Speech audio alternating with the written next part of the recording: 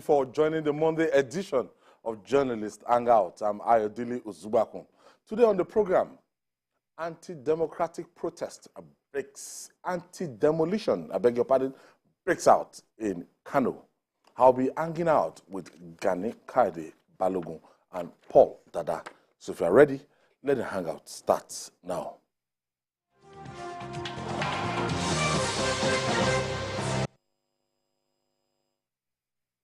Thank you for staying with us. Most times, highly placed people convicted of some offenses are left off the hook through state pardon to the consternation of Nigerians.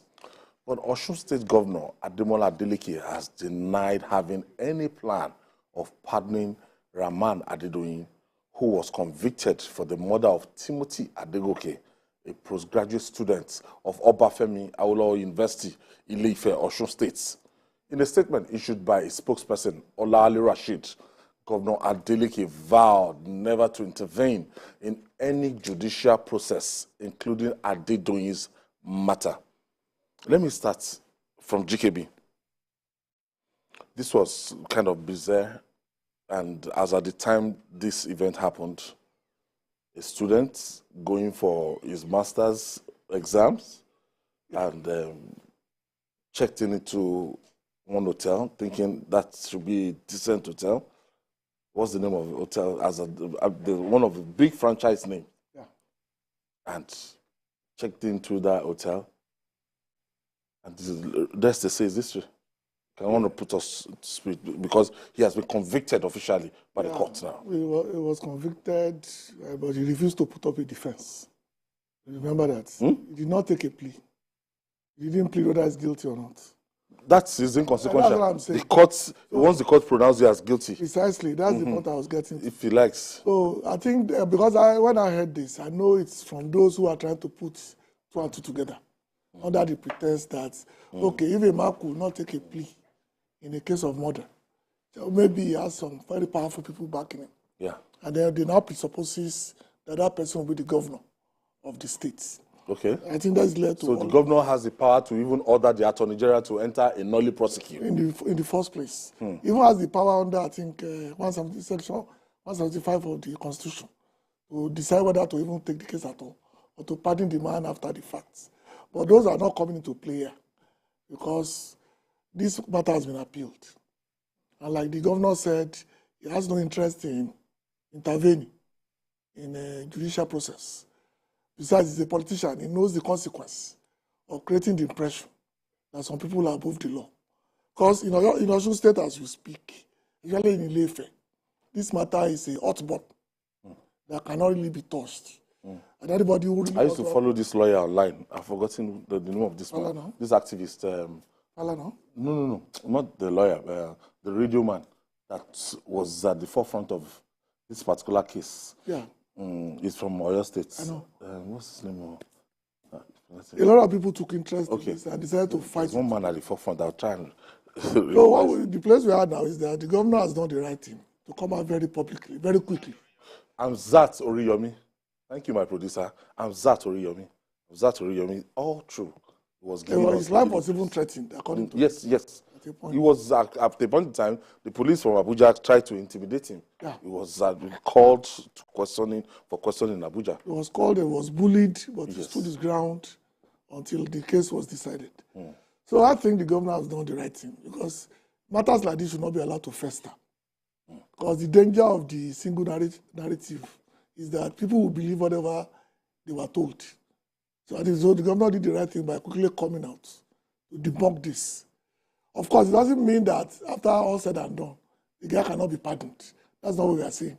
We are saying as of this moment in time, the governor has decided not to interfere in this matter and let the judicial process go forward. Well, what do you make of this gentleman that decided to, go for his MBA to better his lot and everything, and mysteriously, overnight, he disappeared?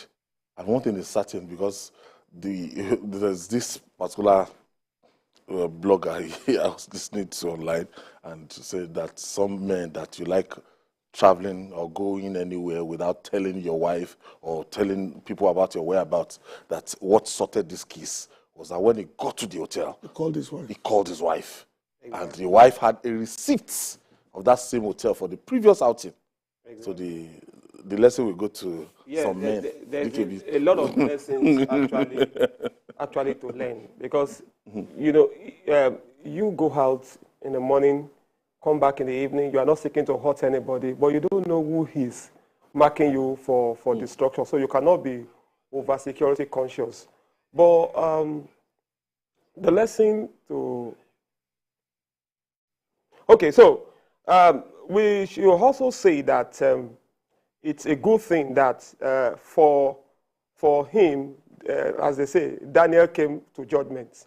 The judge resolved the matter, and the man was actually, the big man was actually convicted. Very rich. A very rich man. Oduduwa University. Oduduwa University, yeah, that's private university and all of that. There's a man who will say they will call him the prince. The prince in Osun. They will call it an upstanding citizen, except that there are skeletons buried in his cupboard. So it's a good thing that he actually got the conviction. And despite the denial by Governor Adeleke, is there any merits in the governor attempting to... No. This is not... You see, although a governor has the right to exercise that prerogative of mercy, you understand? But it is not also one that is exercised recklessly. I mean, this case is still very fresh. The man was convicted. He has not even... How long has he even... how much has he spent in prison? You don't just... Prerogative of mercy is just what you exercise arbitrarily. By the way, this man still has right of appeal. The case can get to the Supreme Court. And I think it's also, for me, it was a display of arrogance for him not to even enter the witness box to defend himself. He never defended himself. He never came to defend himself. And personally, he didn't give any witness. So let the man face his music. If he's going to the appeal court, let him face his music. As things start now, he's a convict. He's a murderer. We can safely say he's a murderer. What was he thinking about when he saw Femi Falana? As in, do you think he was going to go scot-free? He didn't take it. He thought it was a kind of child's play. He thought the team would not get to this level. And you see, you know, Femi Falana coming to do pro bono. Even at the level of investigation, big men can manipulate. They try. And all of that.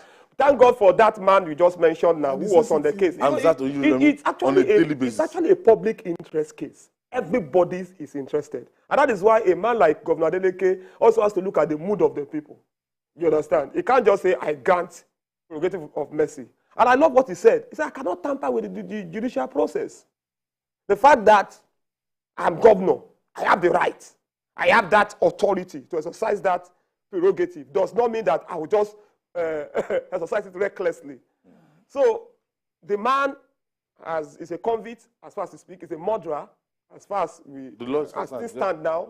If he appeals, if a higher court says he's not, we will no longer call him a murderer. But evidence brought before the court. It's a convict. Yes. That's the law. Yes, it's a convicted murderer. He actually, in the eye of the law, he committed that murder. And he was not able to sufficiently defend himself. And in criminal cases, what they normally say is that a case must be proved beyond reasonable doubt. So the court was convinced that this man, the case against him, had been proved sufficiently by the prosecution. Because when the first thing they did was to deny that the man was there. Don't forget. Definitely. That's the first step. No, most offenders will deny at first. The man, yes, they denied. And later they now saw the man in a shallow grave close by. Very close by. And then I think there's CCTV or something. The CCTV was tampered with. Exactly. Everything was. So once you tamper with evidence, the onus is beyond proving reasonable. Exactly. Everything pointed to the fact that something was fishy, something was being, a crime was being covered, and all of that. So the issue of prerogative of mercy shouldn't even come up. The receipts were altered. Yeah, all of that. And the son, that could be used. The son is on the run. Yeah, because I think God forgive me, but there is a general feeling in Ife that this is not the first time that something like this happened. Nobody has proof of concept. You know our people, the way they put 2 and 2 together. So that itself is a problem for the defense. Yeah. Because the way they went about cutting away, tampering with evidence, it's obvious that something fishy was going on. Because all you are required to do as an hospitality owner is to report the case to the police. To the police. Allow the coroner to tell us what really happened to the man. No, you don't do self-help when it comes to things of this nature. Are we now saying it's very now dangerous to just check it into a hotel, and even hotel with international affiliation? I don't know. Maybe you got that franchise properly, or it's just name dropping. No. No matter what you do, normally if you have somebody, you should let them know where you are, and then tell them exactly when you arrive there. Because we travel a lot, so automatically every point that we got to, we have to let them know at all. Exactly. I'm now here. We'll go in another 2 hours. Be here. So you have this guy's case is a big lesson. No, because right now, like you said, even moving within your neighborhood is dangerous. Not to talk of going to an hotel. And memorize phone numbers. Yeah. Memorize. There are people who don't comment phone numbers into their head. Those are very important. Exactly. Those are important to you. What if your phone is seized? What if you need help and you have to get someone to? You have to use someone's phone and you don't know anybody's number. Have people's phone numbers committed to your memory. It's very important. Well, people are very wicked. Yeah. You're checking into an hotel and that's the end of his life. Not only an hotel, even if you check into a taxi, dangers lurk everywhere. Only God is in control of all we do. Okay. We just wish the family of this guy, Timothy Adegoke, the fortitude to bear the irreparable loss, because I saw a video. It's like the breadwinner in that family. Yeah. Young children and a wife. Moving on now. As Muslims in Nigeria prepare for the Eid al-Kabir celebration, rising cost of items in the market is causing frustration. Airlines have gone up on major routes across the country, causing many travelers to lament. But operators have justified the increase, saying they need to charge sustainable fares for them to survive and maintain operations. Just because if I have to buy... We are in a capitalist system. If I have to buy for almost 500 naira per litre, or above 500 naira per litre, and you want to travel, I'll look at how much litre I'm going to buy to fill my tank to Ibadan. And the number of passengers, the tier and wear my vehicle, but it's not, especially for these private car hailing companies. It has not been easy. They've not adjusted the tariff, so that thing is really biting hard. I know. You can't even call all these hailing services now. The cost they will charge you is very hard to start working. You have to bother yourself. 2 things will happen. The airfare, of course, is not a reflection of costing, because aviation fuel, as you know, it has been subsidized the subsidy has been removed. Yes, long ago. So if they are talking about demand and supply, we can understand that. But they cannot now use that as an excuse to increase verbatim cost overnight. All over the world, governments try to regulate things like this so that people are not used. Of course, it's also a failure of our lack of planning over time. Because all over the world, road travel is fundamental to most economies. Because most towns, as you know, rely on railway stations and on roads where they do stops along the road for them to make money. Places like Ore. Imagine a place like Ore, what Ore will be without interstate transportation. Imagine what Shagamu used to be before when we were using the old Ijebu road to get to Ibadan. You don't remember what toll gates used to be before the expansion of the road. So the economy of states has to be affected.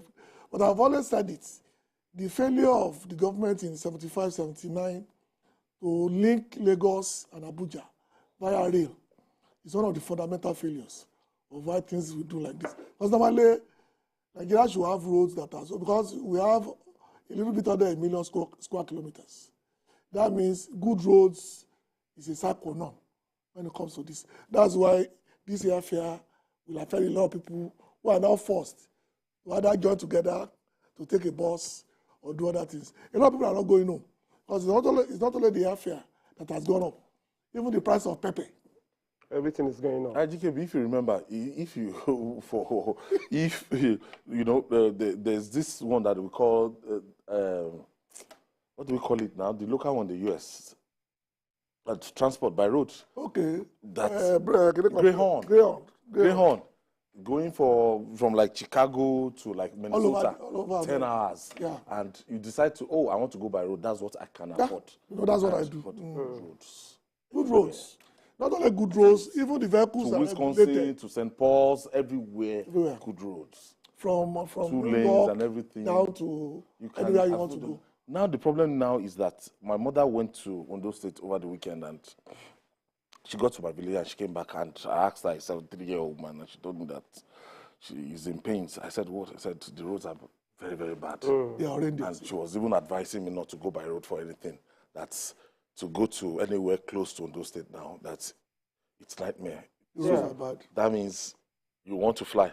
Exactly. And the alternative, can you afford it? But the reason why many people still take the road is because they cannot afford the airfare. That's why many people, that's why you still see people going from Lagos to Abuja by road. If they had a choice, they would rather take the air. But you see, the thing is that a lot of people, the general hike in prices of commodities and services, they are talking about the floating of the naira, talking about the, what's it called now?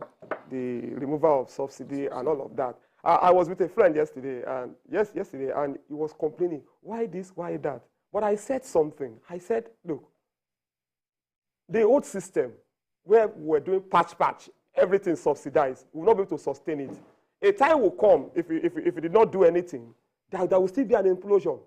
People will now complain and start cursing government. You understand what I'm saying? Because we will not be able to manage it any longer. Now, the things that are happening, if it's about the removal of subsidy and floating of naira and all of that, even electricity. It's expensive. It's not safe. It's not safe. We don't have good roads. Yeah, I'm coming. Roads are bad. Exactly. So we need to fix.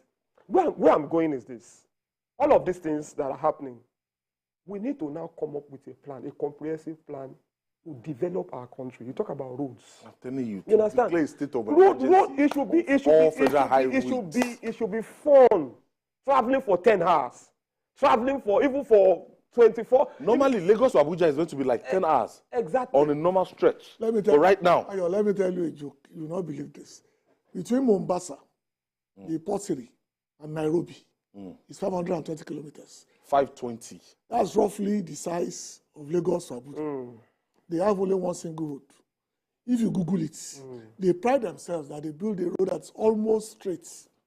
That means once you take a bus in Nairobi or a car, you are going on one road to Mombasa, 520 kilometers, almost on a straight line. You can Google it. You see that the road is almost on a straight line. That was deliberate because when you have two major points like Lagos and Abuja, that you need to move. It's not something that should be played with. In fact, Lagos and Abuja should have not only 1, 2, 3 roads leading to it directly, should also have a rail system, including a fast rail. Imagine a 3-hour rail, just Lagos and Abuja. Go through Akure, go through Ekiti, go through Kogi, everywhere. Everywhere is bad. We need to be very intentional in governance. No, we have missed opportunities. Lot of opportunities. We've had presidents, administrations that just sat there doing nothing. When I say doing nothing, I mean they are doing everything but nothing. Motion without movement. You understand what I'm saying? Things that directly affect the common. No, I think it's a accumulation of I agree. I agree with you. Yes. Now, you not have a president but right rushing.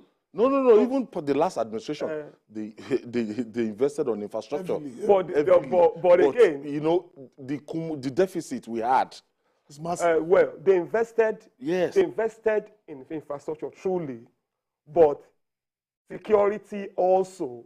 Insecurity. Yes. Hobbled. Yes. Yeah. So many people are not even thinking of the strides they made in infrastructure. You understand? People will just remember former President Buhari as the person who superintended over a country that was in chaos, security-wise. You understand?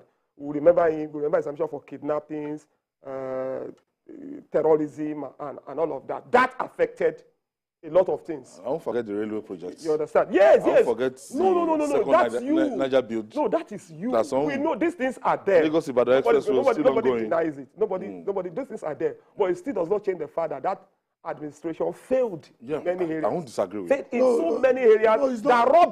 That rubbish, whatever modest achievements it had. What we failed to do, or what Nigerian governments have failed to do in the last 30 years, is what Buhari tried to tackle. Obviously, not very successfully. Because, like I said, we have roads that are not at the same par with our growth.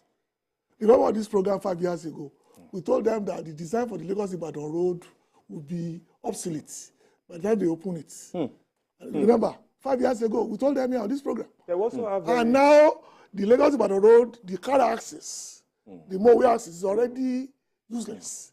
The matter of speaking. That is our poor maintenance culture. Even planning. Because normally, the place is now densely populated. The place hitherto that was sparsely populated. When you re-award it in when Obasanjo was living, and we said it the same way Yaroda was living, was that the new Lagos that is coming, Lagos can no longer take the level of traffic that is taking. Mowe, Ibafo, Ofada, Arikbu, Shagamu bypass now. People are moving there. Already, the portion between Shagamu and Ibadan was reduced, as you know. That too is growing because things are coming in from Ibadan now towards Lagos. That means somebody in 10 years will have to think again of redesigning. But remember, those who designed Lagos-Badagry Express Road, the Maltu one, is still standard. Remember those who designed Korodu Road? When the corridor was still in the forest, today it's still functioning. Yeah, it's functioning. Because it's a 10-lane, 12-lane express road that no matter what you do, there will still be enough room for those traveling to go. Anytime I pass through Lagos, it pains me. Because this is a road that ought to have been redesigned. Traveling lane, 6 lanes. Service lane, 4 lanes. Those towns will grow with the service lanes. It's a major road. It's a major road. Economic nerve. Probably the busiest road. Yes. The busiest road, According to statistics. federal road. No, imagine this. The only one that connects Lagos. Yes, to everywhere. Apart from the Ekpe, pass through Lagos Abeokuta. Because you don't think. Even look at the state of Lagos Abeokuta Expressway. Oh no, don't talk about that. Toll gate, shame. No, that toll gate. Dakwa Abiodun, federal government, everything. Ogun shame. State, No. That toll gate area. Ogun State. It was as if where I'm telling you, as if there was a kind of war going on in Ogun State. When I passed that place last, it's terrible. That toll gate road, no. Immediately you human beings even before you get to toll gate, even you see Ahmadiyya Ija area, there are very bad portions. Do you know that? You understand that once I turned straight down from the road at Abuletilo, from that point to get to Songo. Special thanks to Akinwumi Ambodi's administration that opened built 43 roads in that axis. Ojokoro area today. That is the only help for those guys. We have more. But the major road, no. It's nothing to write to about. I think we used to lambast even President Obasanjo those days. This road is close to your farm, for God's sake. It doesn't take you know. Yeah, well, that's so insensitive. Baba is not in Abeokuta. No, the problem with Nigeria is that of lack of foresight when we plan. And this is what is coming back to bite us in the behind with this affair. Because as you know, coming in from Gary, Indiana, and you're coming to Chicago, they will give you a choice. $20 to take the fast road 20 minutes, or take the old road for 2 hours. It's not rocket science. All these PPP can be done. You don't need to do it as a government. Exactly. Just tell somebody. Imagine the Kara Bridge. I said, there's no reason why those living in that axis should take the express. There should be their own road, parallel to them. That's what is done all over the world. Do a road that is permanent to them, so they can do face to face and leave those of us who are traveling. Highway. So go. Yeah. But everybody congest on the road and they will spend 8 hours. It's all about being intentional. I know a guy who was supposed to do graduation at LASU that could not get out of. He couldn't get out. Okay, we take out of the venue. Yes, it's still related a sort of relief has come to in the face of frustration regarding the preparations for the Eid Kabir celebration, that the Federal Minister of Works and Housing has announced suspension of work on the ongoing reconstruction of Lagos-Ibadan Express Road. Yeah, this is to reduce gridlock during the Eid Kabir celebration. The Federal Controller of Works in Lagos, Oluwakorede Kesha, said this is to allow travelers have easy passage during Eid holiday and minimize discomfort of gridlocks during the period. So I'll take this breather. When we come back, we'll talk again. Stay with us.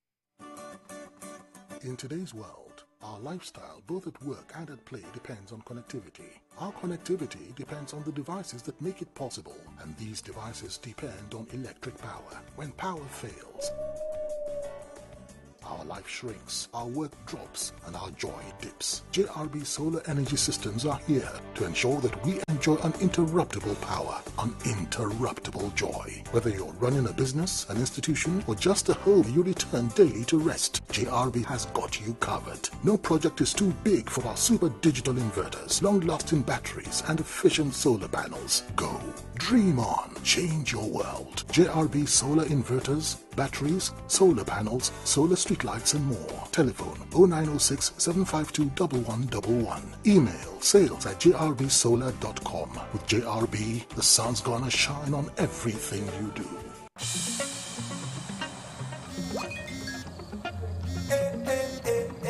Hello, darling. Hi, Grandma. What did you do this weekend? Well, on Friday, I went on a science trip with my classmates to see the gorillas in Rwanda. Huh? Then, I watched the cup final in London with the family. And on Saturday, my friends and I met up to hunt dragons again. Yes. Also, I taught the vacuum cleaner and the TV this new dance everyone's doing. They're really getting into it. And on Sunday, I went to bed watching the world from space. And you? Yes, so Grandma. With Airtel 5G's lightning fast speeds and seamless connectivity, you won't believe what's next.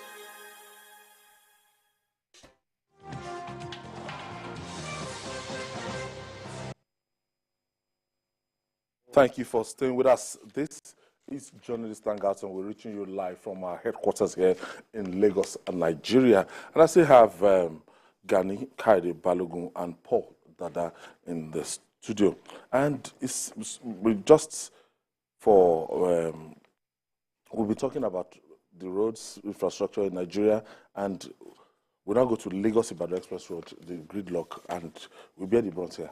If you are exiting this place after Journalist Hangouts, maybe from the front of TVC here, you can spend 1 hour to get to the 7-Up intersection before you can turn. And everywhere, all the alternative routes, look, okay, this is the situation right now. And this can be for hours. And okay, this is Nuruddin Olowopopo Drive. Yes, this is Nuruddin Olowopopo Drive. As we have... when you are coming from Bega to Alausa, this Nuruddin Olowopopo Drive, and that road, very good lane road, 3-4 lanes. You can see the gridlock, and this connects to the Lagos-Ibadan Express Road. So if you have this, and you have Lagos, this is a Magodo axis of Lagos-Ibadan Express Road, and this is a mobile axis, and look at the road. Now, this will stretch to Bega. I don't know where this starts from. This is a drone shot. Now, this will stretch to Bega. And to add salt to injury, by the time it's 7-8, around that Kara Bridge, people will start, some unscrupulous element to start robbing commuters, and people will have to abandon their cars. It's living in hell.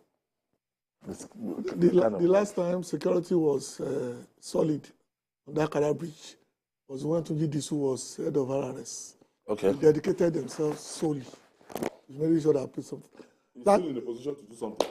You're afraid he's now the principal staff officer to the IG. Olatuji Disu, please. You can still do something. IGP, you can still do something. This is the litmus test over this weekend.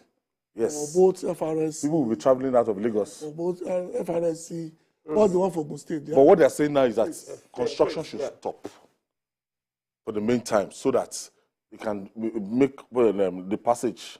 I think it was our friend Kayode who told me that when you put on the brake in Lagos, it will take you 7 minutes. That's what is lost for simply putting on the brake like this on any major Lagos road. So imagine what's happening, how many hours they are wasting there on that. And like we were saying before we went for the commercial break, what is the Ogun State government doing to allay the sufferings of these people? The road on the Sherry side has been abandoned for years. That road can be face-to-face for those going home. A small bridge of less than a kilometer over Ogun River. What's the name of this area? Down your road, after Magodo, after Omole phase 2. The Sherry Road. The road, you have the Yoruba name, I've forgotten what they call it. There is a junction there that leads nowhere. I was told that there's supposed to be a bridge, but it was abandoned, and they built up that area. All you have to do was clear that bridge. Olo water. Okay, Olo water. All you have to do is to lick up that bridge over the water. To join that road, you know the road I'm talking about, the one in front of Opik. Yeah. And once that will solve the problem by 70%. Because whoever doesn't have any business on the express can now take that road for as far as they can. I don't know what's going on in Lagos Ibadan Express. Nobody does. It has consumed nothing less than 3 ministers, 4 administrations. Oh, well, the decision. And the road seems that the Abaruboye of that road. No, right now we have a situation whereby even those who want to go through the Sherry Road from After Kara. No, I think from Big Treats when you come from Agidingbe. Okay. And you're going through Omole phase 1. Okay. And you want to go and connect that popular road safety. Where you have road safety. Yes, Ogunisi Road. They call it Ogunisi Road right now. Actually. The Ogunisi Road right now. So, the gridlock has extended to that place. So all alternative Usually routes, you have that gridlock area there from that place down to the express. Right from, what's the name of this bus? I think Omole, that bus stop, what do you call that bus stop? I think it's Omole, right? Yeah, from Omole bus down down that road. And it's moving back. And people spend overnight. That road. In fact, for those traveling tomorrow for Salah, if you have a choice, take the train. Because the chances are that road. I'm telling you, if you are going to Abeokuta, some may tell you they can't afford. You are going to Ibadan, Abeokuta, or you are going to Osun State. I don't know, maybe the still some will tell you they can't afford the train fare. How much? How much is the? It's Ibadan. I think Ibadan is 3,000. You can't afford 3,000. Stay at home. Well, but let's also say it's a good thing that let's commend the federal government for stopping the work for now, pausing the work so that people can. Because if at this time you have such heavy vehicular density, you can imagine what's going to be like maybe tomorrow. No, tomorrow is out of it if they not stop work. Yeah, tomorrow do and all of that. Then the issue of security that we talked about, is very, very important. But beyond this, this is just a temporary measure for this period. Beyond this, the woes people experience every day. Will the road be free with the suspension of the construction? I know it will be free after that. What about after Salah break? No, we're asking with the suspension, would the road be free? Okay, that's what I'm saying. That is exactly what I'm saying. Will the road now be free after the Salah break? No. The work will continue, right? And we will return to the status quo. So all of these suggestions we are making, all of these complaints we are raising, I hope they just do something very decisive so that people can have. Because I keep asking, where are the alternative routes? When we are blocking the A1. That road is A1, no? In Nigeria. That's our number one. I won't spend three hours very early in the morning on that road. Between Kara and Bega or something. Where are the alternatives? You cannot block Nigeria's most important express route without providing alternatives. That's what I don't get. You want people to come in and invest. And the investor is caught in traffic for 4 hours to access the airport. What do you think he will do? It's terrible. Something must be done to provide, even whether they stop or not, it's not really material. They must provide alternative routes for our people to take. That's the only solution. And we must endure this because we must complete that road. Yeah. If you remember the number of years that road has gone through construction, I can't remember now. I can't start tracing it. So, because this is the last phase. Jonathan awarded that road. It was withdrawn. No, Obasanjo gave it to PPP. It was withdrawn by Jonathan. At a point in time, we went to Bicotney. Bicotney tried, they went to court. They gave it to them for 25 years to run, which is done over this idea of one government stopping. I think government is supposed to be a continuum. No, it's not like that in Nigeria. I don't know why. That was how someone, Obasanjo just sold refineries, another person reversed it. You understand? And today we are paying free salaries for those refineries. Maybe if Yar'Adua had allowed those refineries to go, maybe we'll not talking about subsidy issue now. I don't know. When you have good policy by a government, look at this issue of Lagos-Ibadan Expressway. You keep awarding it. The thing is there. You are reconstructing it like forever. When is it going to end? And I just told you that the reconstruction is already obsolete. It's already obsolete because we warned them on this program 5 years ago. This will happen. Somebody will come in 2 years, 3 years and said, okay, we're not going to make it a 14-lane express road. And then you cost another... that will now take another 40 years. By the time you do that, the developer will have got it to Shagamu, will be on his way to Ajebo, and then you start all over again. Like whoever is the person that reduced the road after Shagamu, the person should be lined up and shot. Because we are assuming that there will be no growth in that axis, but the growth is already there. That means you are paying for a construction that is useless by the time it was delivered. And if, by any chance, we finish this road and we now introduce toll, because the former works minister actually hinted of that, let's say by the Lagos axis, Shagamu axis, like we used to do, and Ibadan axis. Yeah. What is wrong in tolling? Tolling to maintain, or as in tolling effectively, or transferring the roads in the hands of private participants to make sure that they maintain the roads. If a project actually has been through PPP, and the company that embark on that project decides to toll or collect some sort of levy within a period of time, I think there's nothing bad in it. And there's nothing bad in also tolling. There's nothing bad for government. For me, there's nothing bad. Just deliver. They don't have the funds now. Yes, we need funds actually. See, Nigerians are ready to pay. A lot of Nigerians are ready to pay for services that are efficient. You understand? But if you are tolling like that road, and people, for example, if you are tolling and people are still wasting man hours on a particular road, then it doesn't.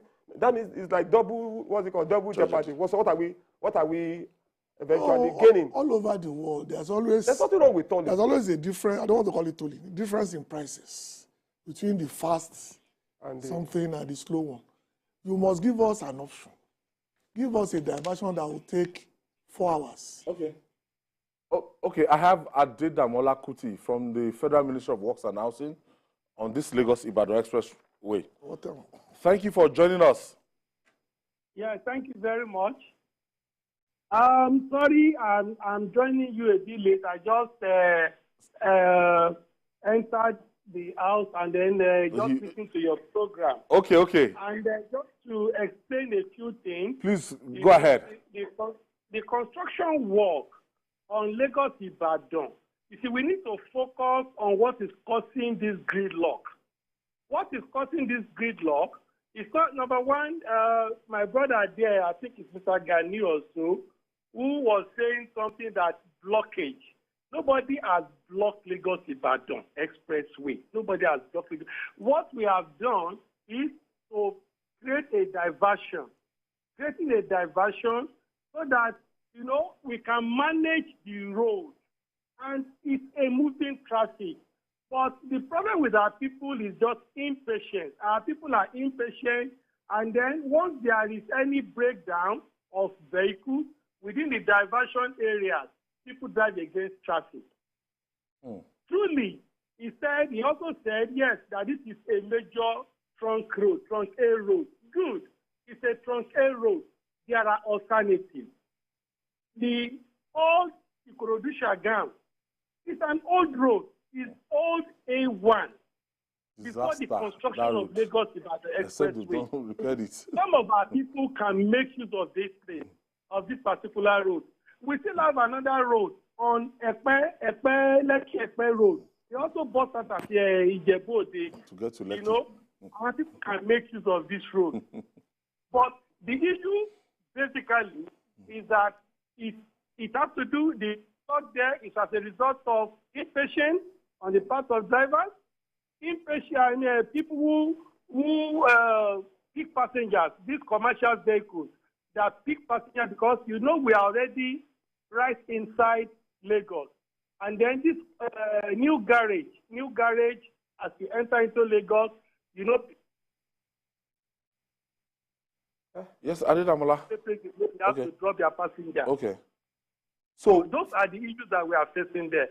Our people should just obey the traffic rules. Can you tell us, can you give a timeline, as in, that we can endure till? As in... Yes, thank you very much. In terms of time, you know why we are very, very cautious about this? As you are very close to the site, go to the site and see what we have left is just a very, very small section. But the problem we are having now is that we are already at the peak of the rainy season.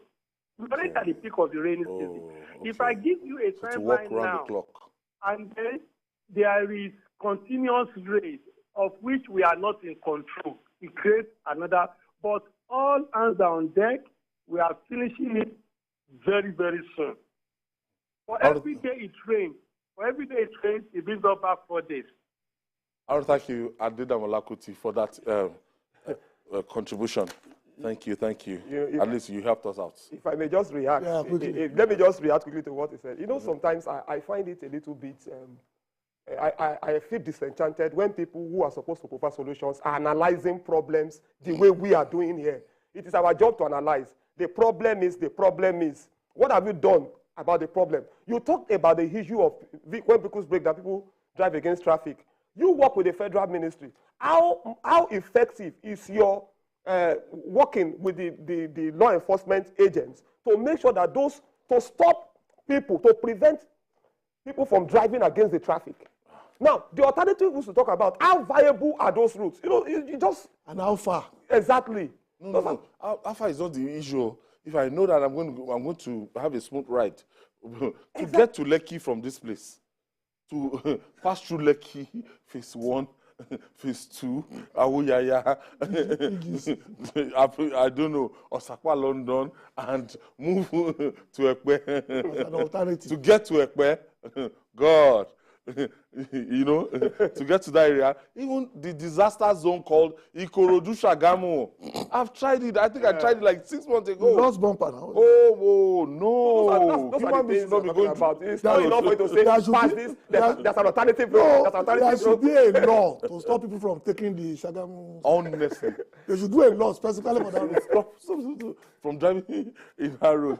Okay, and finally, Kano, the commercial and political hotbed of northern Nigeria, is on edge over unresolved differences between the new government and the immediate past administration in the states. Hundreds of protesters stormed the streets of Kano to express their displeasure over ongoing demolition by the state government. Speaking on behalf of the protesters, Zaradin Sani Baba of the Coalition of Good Governance and Change Initiative said if Governor Abba Yusuf has anything against his predecessor, he should call him to answer questions instead of punishing innocent Nigerians and destroying their investments. I think this kind of issue is getting out of hand. And when I saw this story, and I was just like, no, I will not blame Abba Yusuf. I'll start from Kwakwanso and Ganduje. Yes, they have the good states now. NNPP, congratulations. You guys won and you dealt a decisive blow against the ruling APC and everything. But then, hitting the ground running, not by demolishing properties across the states in front of government house. And no, it doesn't make sense. You see, Governor Abba Yusuf is going to hand a sobriquet, demolition governor. You understand? The truth of the matter is, when you govern with a human face. There was a market they destroyed. Traders were talking about losing what? Losing millions. Goods valued. I think this is a roundabout in front of the government house. You see, you are impoverishing people in a state where you already have so many people, where so many poor people. Instead of you to come out with what you are going to do to deal with the Almajiri situation, so many poor people. I'm telling you, the number of Almajiris in Kano roaming about. You are demolishing buildings, saying that you want to restore the master plan, urban master plan of the city. Now, nobody says you should not do the right thing. But how do you do it? For those people whose properties, especially those poor people, whose properties you are demolishing, do you have alternative plans for them? What are the programs you are doing out for them? Anyway, they have approached, somebody has approached the court already. There's an ex parte. It's like a pure vendetta. Yes, there's an ex parte order that the demolition exercise should stop for now until the case is determined in court. And the court has promised to grant accelerated hearing on the matter. But Governor Abba Yusuf, if his case is not taken, he will go down in the Hall of Infamy. You know, as a governor who puts tears, who made people to shed tears, because their properties were destroyed, just destroying everywhere, everything, because, and it's looking like it's a pursuit of vendetta against Ganduje. Yeah. But Ganduje is not the worst hit in this matter. There are so many Kano citizens that are affected, their means of livelihood taken away because you are restoring what's it called, master plan of a city. It's terrible. The reality we are facing now is what I call the Nigerian factor. We've been in democracy or civil rule for about 25 years, but we are yet to weed away our military mentality when it comes to governance. Because I keep asking people, what will it cost Governor Abba Yusuf to inform those people and give a deadline, call a conference, a town hall meeting, and explain why these things must go? What's the hurry to demolish? What are you gaining over 1 month to do this? What if you call the meeting? Of course, people will go to court. Or give alternative. Yeah, but you decided on your mind that the only way to deal with the Ganduje is to destroy its legacies. But the reality is that you are destroying the infrastructure of Kano. Exactly. And that's the fear. This is the roundabout. Senator Kwankwaso was on TV a couple of days ago trying to justify why this was done. Trying to defend it. And it's looking as if it's Kwankwaso ruling. Yeah. Not this Abba Yusuf is not a man of his own. It's like saying we are now in charge. Yes, that's what I feel. That's the feeling I get. Dr. So it's an extension of the beef between former Governor Kwankwaso and his protege. No, it's a Kwankwaso Ganduje war, part 4. That's what we are now. Because they fought together at one, then they do team. But who are the casualties of this? The people will always be the casualties. Because Ganduje will find his level, ultimately.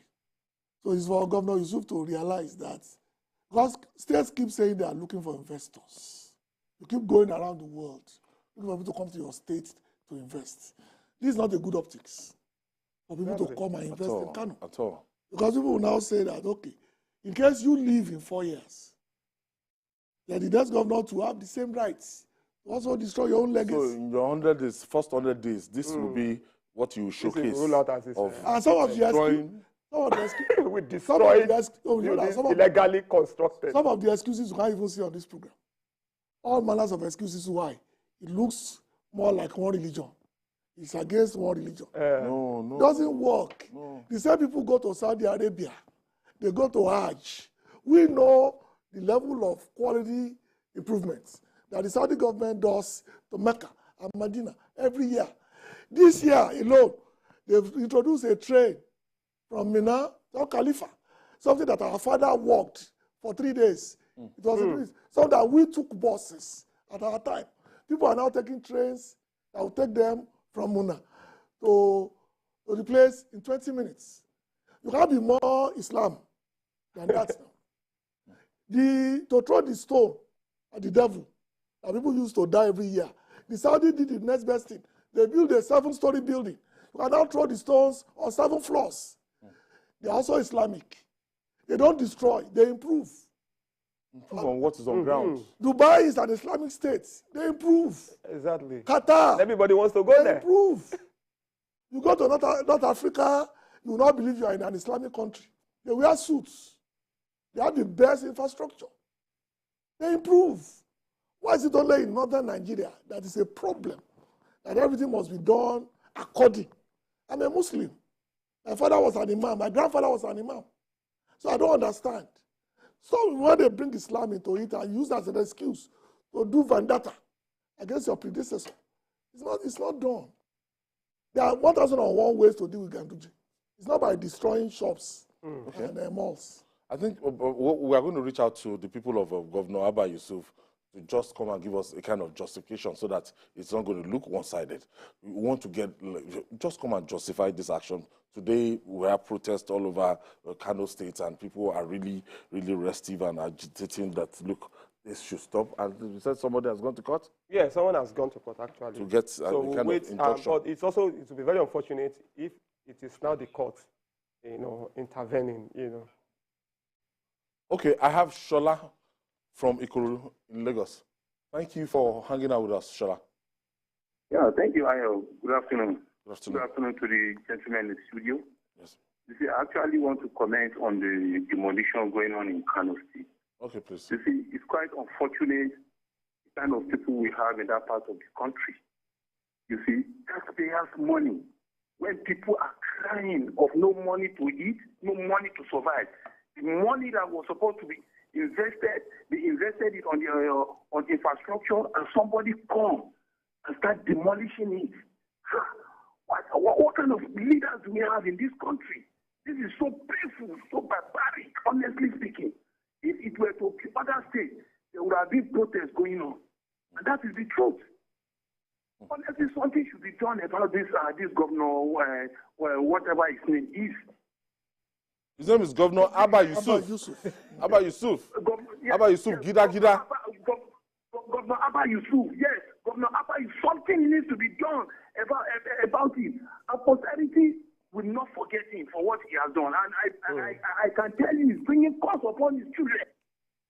Thank you. Thank you for your contribution. Because I wonder the trend between their predecessor and their successor in office. That's why somebody had to go to Matawa Ali's house and picked all the vehicles and the campaign vehicles and even the vehicle that he had before becoming the governor, like 40 vehicles. What these people do is very funny. But I wonder whether Governor Yusuf, when he was campaigning, was telling people of Kano that when you elect me as governor, I'll be demolishing your buildings. I'm sure if he had told them that, they would not have voted him. So what he's doing here, what he's doing now, is different from what because I'm sure he promised them a better life. He promised them that he could give them a better deal than the APC government of Ganduje gave to them. But I do not think what is happening now is a better life for the people of Kano. So I think we should appeal to the Godfather, Kwankwasia. I have tremendous respect for Dr. Rabiu Kwankwaso. He has proven time and again that it's a political strategy. No, he's a master for 2023. With that result to presidential governorship. No, master stroke. Tremendous respect for him and his movements. But this is not the way to go. There are 1,001 ways to belly cats. Yes. It's not by destruction. That's the only states of NNPP. But because Kano is extremely important. It locked down the states. Not only to Nigeria, the entire sub-Saharan Africa. Kano is the core center of business when it comes across to Nigeria. Yeah. So it's not a place that you now tell people for one reason or the other not to bring their investments. That to me is the danger of this particular thing that he is doing. He must have his reasons, but they are not cogent enough to lead to destruction. There are 1,001 ways to solve this problem without reverting to destruction of lives and properties. I want to thank you, Paul Dada, for your contribution today. And Osiare, we are counting down to... Yeah, Salah is Wednesday. Is it Thursday or Friday? Wednesday, Thursday. Wednesday, Thursday. Okay, counting down. So, Gani Kairi Balogun, Thank you for your contribution. And that's our offering today. Join us tomorrow for another episode of the program.